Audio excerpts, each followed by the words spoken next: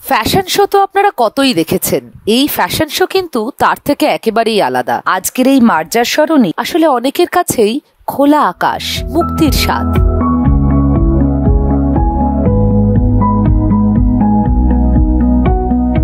উত্তর কলকাতার বুকে সোনাগাছি অঞ্চল এশিয়ার সবথেকে বড় এবং প্রাচীনতম যৌনপল্লীগুলির মধ্যে অন্যতম। আজ প্রায় 50,000 যৌনকর্মী এই অঞ্চলে কাজ করেন। সেই যৌনকর্মীরা এখানে ফ্যাশন মডেল।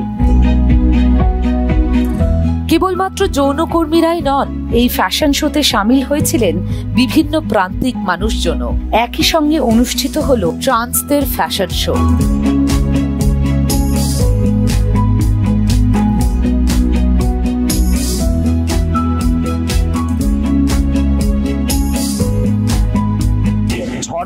ছোটবেলা থেকে শুরু হয়েছে এবং এখনো অবধি চলছে। এটা স্টিল নাও, আমরা যতদিন বেঁচে থাকবো এই ঝড়টা চলবে। অ্যাকচুয়ালি ঝড়টাকে পরিবর্তন করার জন্য সমাজের পরিবর্তনটা দরকার আগে, তাই ঝড়টাকে পরিবর্তন করতে হলে সমাজের প্রচুর মানুষজনকে আরো সচেতন হতে হবে, অ্যাক্টিভ হতে হবে। অ্যাকচুয়ালি সমাজের প্রতিটা মানুষই এখন ভাবছে যে ট্রান্সরাই হিজড়া, কিন্তু আসলে হিজড়া হচ্ছে একটা পেশা, ট্রান্স একটা জেন্ডার, যেমন মেল, ফিমেল এবং ট্রান্স। একসময় সমাজ থেকে ব্রাত্য এবং বিচ্ছিন্ন করে রাখা সোনাগাছির যৌনকর্মীরা আজ অনেকাংশেই সসম্মানে নিজের পেশায় যুক্ত হন। এই পরিবর্তনের পিছনে রয়েছে স্থানীয় যৌনকর্মীদের অধিকার রক্ষার দীর্ঘ লড়াই। দুর্বার মহিলা সমন্বয় কমিটির 30 বছর পূর্ণ করায় ওই অঞ্চলের রবীন্দ্রকাননে সপরিবারে জড়ো হলেন স্থানীয় কর্মীরা। শিশুদের বসে আঁকো প্রতিযোগিতা, গান, নাচ, ফ্যাশন শোর মধ্যে দিয়ে উদযাপিত হলো 3 দশকের অধিকার রক্ষার লড়াই। যেরকম আমাদের আগে রেশন কার্ড, ভোটার কার্ড এগুলো ছিল না, আধার কার্ড এগুলো করাতে খুব সমস্যা হতো, করতে পারতাম না।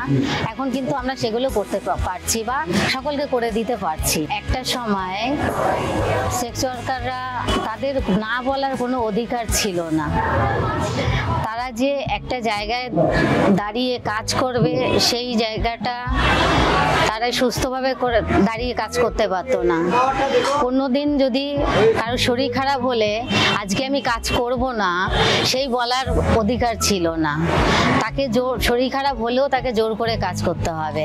তারপর আমাদের বাচ্চা কাচ্চা স্কুলে ভর্তি করতে গেলে অনেক সমস্যা হতো এবং সেই জায়গা দিয়ে এখন আমাদের হয়তো অসুবিধা হয় না, আমরা সেদিক দিয়ে সফল হতে পেরেছি। মায়ের পরিচয় এখন বাচ্চাকে স্কুলে ভর্তি করতে পারছি, বাবার পরিচয় দরকার হয় না। একটা সময় ছিল যে বাবার পরিচয় না হলে তার সন্তান ভর্তি হতে পারবে না। তাদের জন্ম সার্টিফিকেট বের করতে গেলে পারে তাদের বাবাকেও প্রয়োজন হয়, সেখান থেকেও কিন্তু এখন আমরা সেই সন্তানদের জন্ম সার্টিফিকেটগুলো বের করতে পারছি। আমরা যে পেশাটা করছি কখনো ছেলে মেয়েদের বলতে পারিনি। ছেলে মেয়েদের আমরা অন্য জায়গা থেকে, অনেকেই অন্য জায়গা থেকে মানুষ করেছে।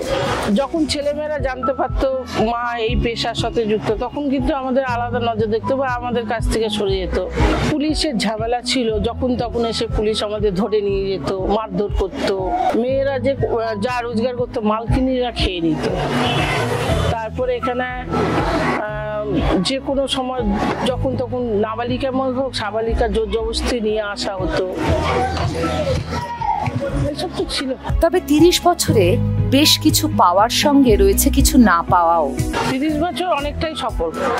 শুধু একটাই সফল হয়নি যে এখনো আমরা সামাজিক স্বীকৃতি পাইনি, যেটা শ্রমিকের অধিকার এত বছর 30 বছর ধরে বলছি গতর খাটিয়ে খাই শ্রমিকের অধিকার চাই, সেটা এখনো অবধি পাইনি।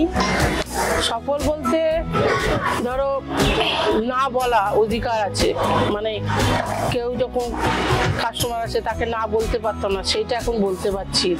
নিজে গিয়ে থানায় ডায়েরি করতে পারছি, দুর্বারের নাম বললে পুলিশ অন্তত সম্মান করে।